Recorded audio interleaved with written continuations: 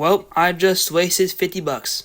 Hello everybody, today I will be going over the pros and cons of the SU-33. To be honest, it's a pretty decent dogfighter, but the R-73s is what carry the entire plane. Besides that, it doesn't turn very good, but if you put it in full realistic controls like I do here, it pulls extra AOA and sacrifice for some of its airspeed. But keep in mind, if you do not kill them on the first turn, with this plane, you will most likely be energy trapped and you will die in a dogfight. So my tip in this plane, do not go straight up vertical, go straight down vertical. Because if you go up, your thrust doesn't really make up for the fact that this plane weighs 40,000 pounds. But besides that, it's super fun. You just slap on full realistic controls, hit a R-73 with your helmet mounted camera, and then just eviscerate people. Now, for public matches, this plane is something. For this plane, you always have to multipath missiles because it is the BR of 13.0, which is not bad because you fight F4Ss and stuff, which are easy kills. But if you get up tiered, you must multipath. There's no other option for you. You are definitely not a high altitude fighter because you only have 2 R-27s, which is not very good. Your only option is to fly low, use the terrain to dodge radar missiles, and hope for the best. Now, when I talk about how big this plane is, here's to put it in perspective. This is the SU-33 compared next to a MiG-29G. Yeah, pretty massive. And this is the SU-33 compared to a Eurofighter. It dwarfs it. And the other SU-33 compared to the Rafale. They're massive. This video right here is probably the best example of how to use the SU-33. Right now I'm flying behind the hill, I see the enemy, I launch my R-73, I go back down behind the hill, use the hill to dodge his missile, and then I re-engage with him.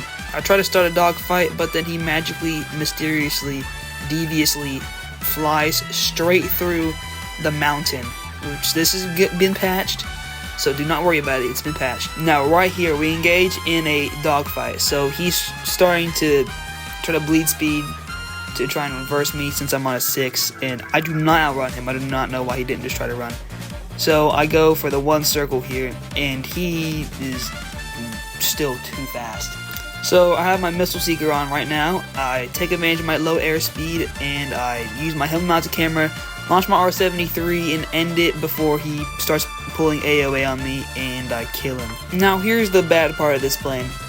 Where its size is so big, it shows up on radar very easily. You'll probably be like the first option to show up on radar.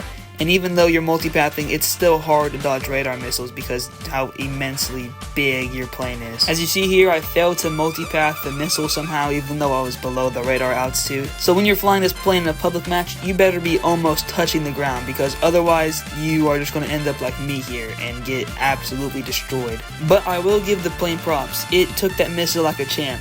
But then later on, I just died to better me with 8 radar missiles and like 4 IR missiles, I think. But this all begs the question, do I buy the SU-33? And the simple answer, it depends. For fun, I would absolutely buy this plane. This is super fun plane to play with, just around like dogfights, private servers, do maneuvers, whatever. On the air battle side of things, do not buy this plane to grind. Do not buy this plane to be competitive. Trust me, if you want a plane to actually competitively play with, just buy the MiG-23 ML for Russia. Or if you want to play in the grind with, also buy the MiG-23 ML for Russia. It's the best of both deals. It gets radar missiles, R-60s, it's pretty good. This thing, however, please do not buy it unless you are just using it for fun. Hey, if you made it this far through the video, only thing I have to say is thank you a bunch. This is my very first long form video, and I thank you so much if you watched to the very end. If you're new here, please consider subscribing because I may or may not do more videos like this. Just depends on like if this goes good in views or not, or if this affects the algorithm of my YouTube shorts. If you want to see more content like this, you'll have to tell me down below in the comment section if you want to see more long form videos or if I should just keep making YouTube shorts.